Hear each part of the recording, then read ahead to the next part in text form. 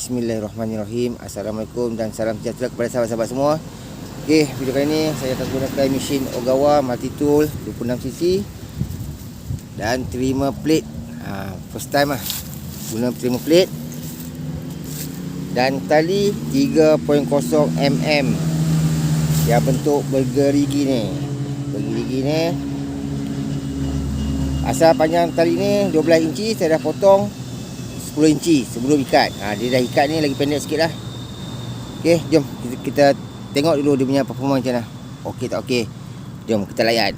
Okay.